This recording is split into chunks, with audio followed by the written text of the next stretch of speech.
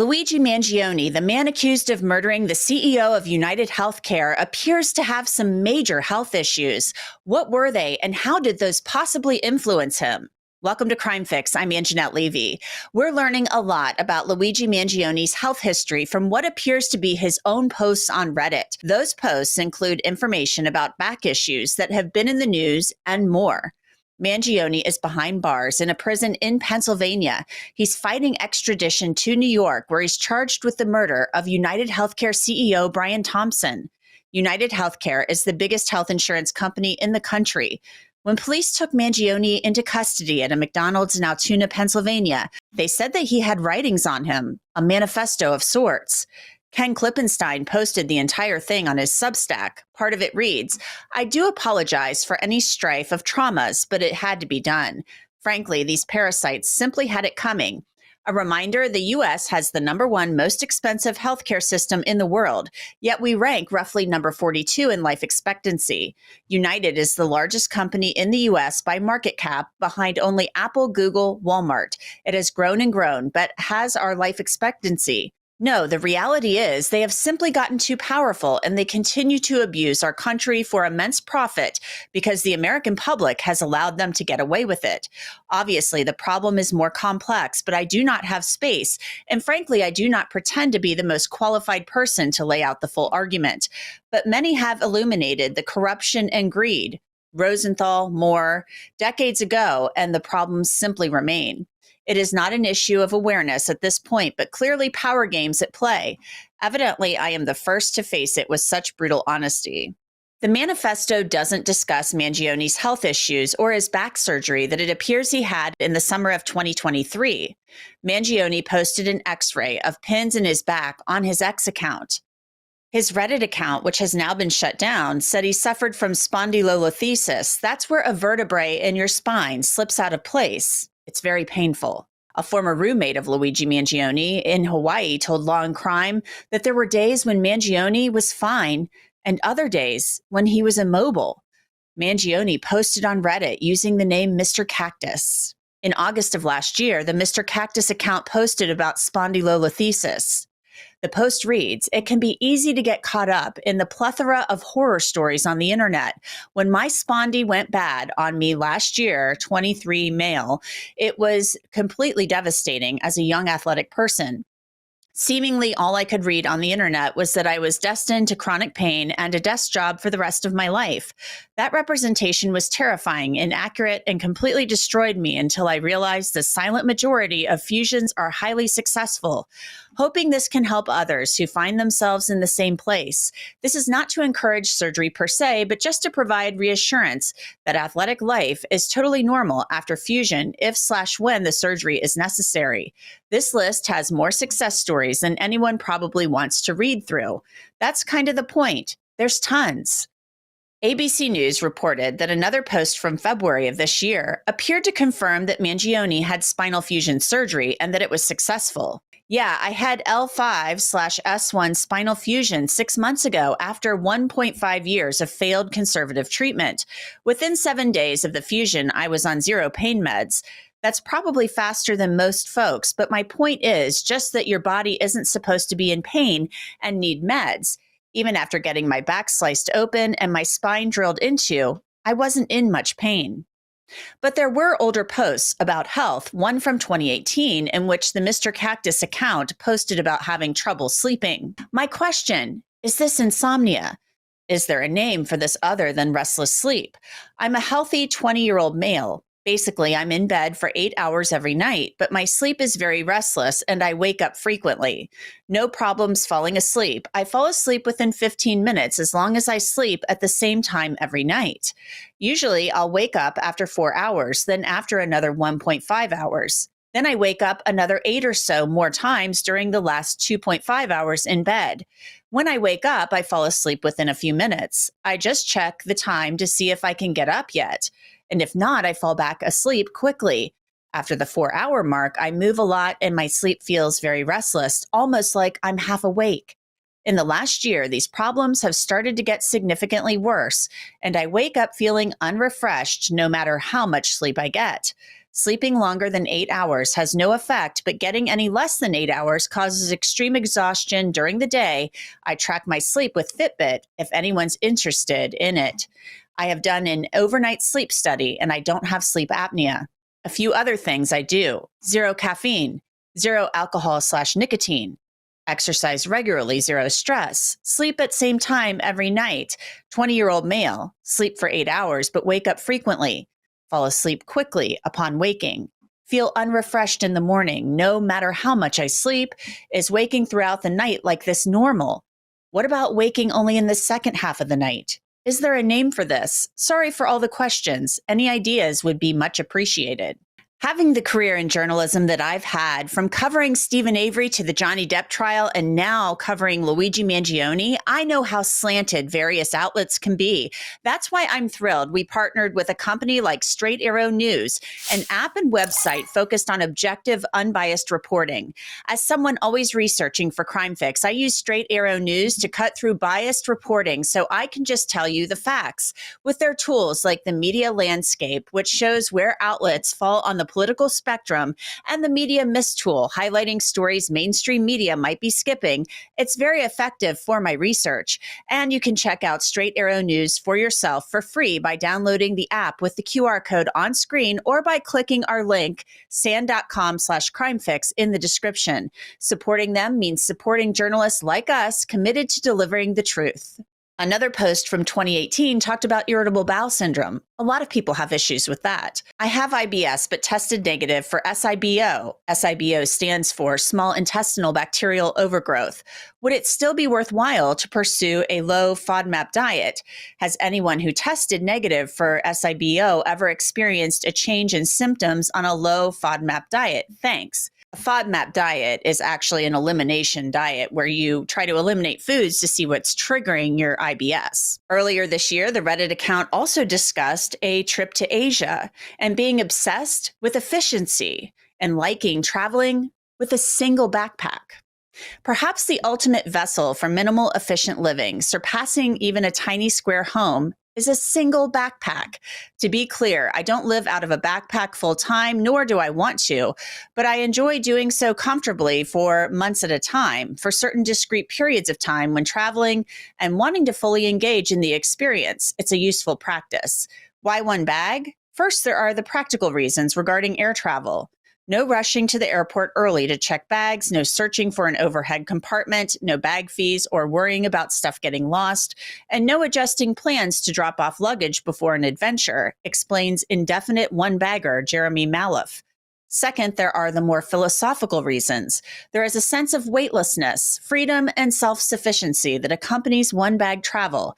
At some point, a bag becomes small and light enough that it can be carried without consequence, no longer of any meaningful concern. Things are simply no longer a factor in mobility.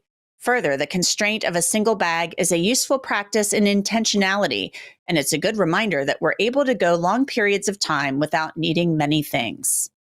I want to bring in Chris Swecker. He's a retired FBI agent to talk about these health issues. Chris, this is somebody, Luigi Mangione, who was very active online, and it's said that he was writing on Reddit about his health issues, especially the back issues that he was having. He had surgery, and it sounds like he was in excruciating pain. And talk to me about how health issues could be a trigger, possibly, for somebody to maybe start spiraling out of control.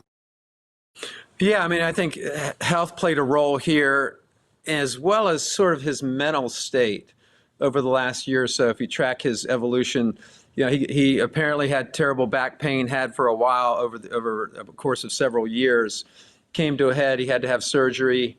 It's in that same time frame, he got laid off from his job. And you know, that it was a fairly, with all his education, all his family background, you know, the success of his family businesses, his grandfather's businesses, he took a fairly mundane job, which he got laid off from.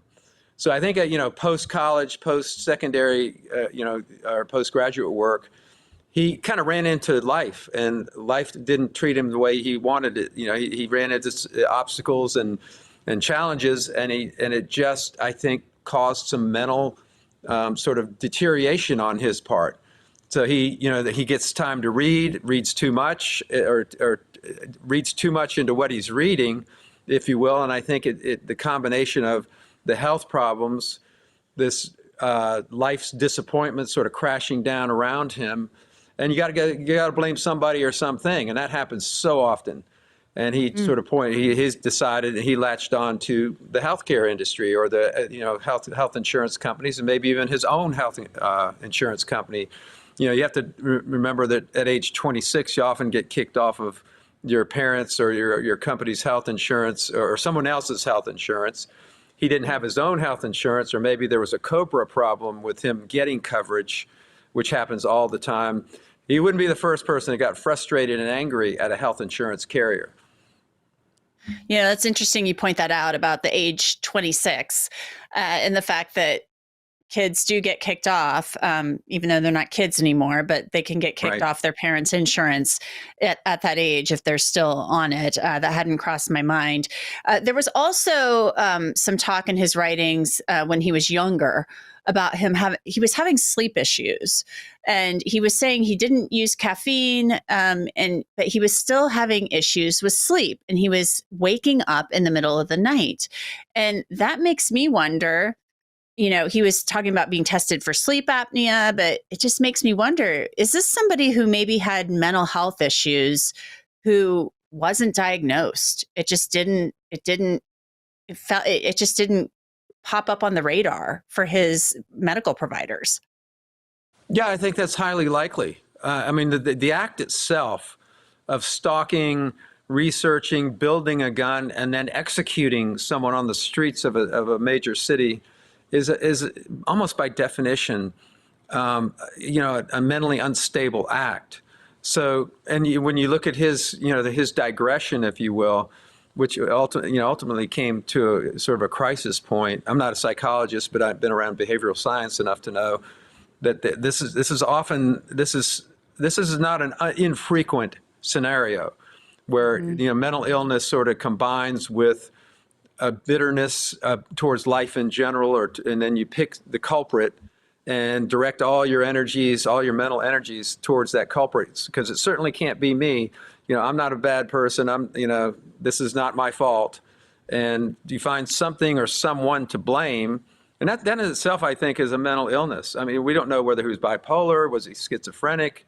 He was displaying extremely erratic behavior in his writings, in his behavior over the last year or so, which culminated in what happened in New York City. It just sounds like he's had quite a few health issues, and there are a lot of people, who have health issues. I mean, at one point, I think he talked about, some irritable bowel irritable bowel syndrome issues, which a lot of people have that.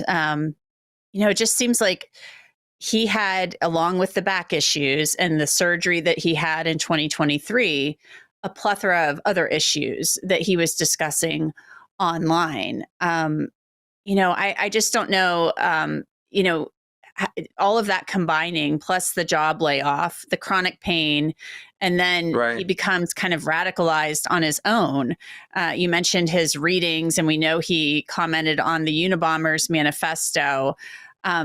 Is this something you've seen before where, somebody, it's almost like he became isolated too. His family hadn't heard from him since July, and they lost track of him, and his mother apparently reported him missing last month. So it's just like he disappeared off the face of the earth. Yeah, this is common. Common in the field of terrorism, and in sort of mass shooters, people who go off the rails, driven by some sort of personal or much broader, personal experience, or life is crashing down around them, and a combination of the ideology that kind of evolves from that. So yeah, this is not uncommon at all. The FBI did a study in 2019 on a lone wolf terrorists, and you could read the study. It basically lays out this spiraling, this digression over a period of time. It's almost a common characteristic for all the mass shooters that we've seen, which again is and lone wolf terrorists, and even people who they'll go out of the country and join up with a terrorist organization. It's a dynamic that it can't be my fault. There's got to be another culprit. And they direct all their energy and overactive minds towards that one target. You mentioned him not being able to sleep. That's kind of a sign of an overactive mind, overthinking everything. This is a guy who had means apparently and could live in Hawaii without having a job. So he was getting some financial support, which gave him, I guess, the leisure time and the free time to just basically do nothing but sit around and plot and think. Mm-hmm. Well, it is certainly so sad. I mean, somebody who was very intelligent, who had a lot of potential. He's innocent until proven guilty. But the manifesto, it sounds like, according to what we're hearing, it sounds like he is taking credit for this. So much potential. And right now he's accused of murder. Thank you so much, Chris Swecker, for joining me. Right. Thank you. One last comment. I mean, I would look for an insanity defense to develop based on the thread that you just mentioned, the potential for mental illness. We'll see if that comes out when he gets back in New York. Yeah, we should look out for that, especially with the outburst outside of the courthouse on Tuesday. Thank you so much. Thank you. And that's it for this episode of Crime Fix. I'm Angenette Levy. Thanks so much for being with me. I'll see you back here next time.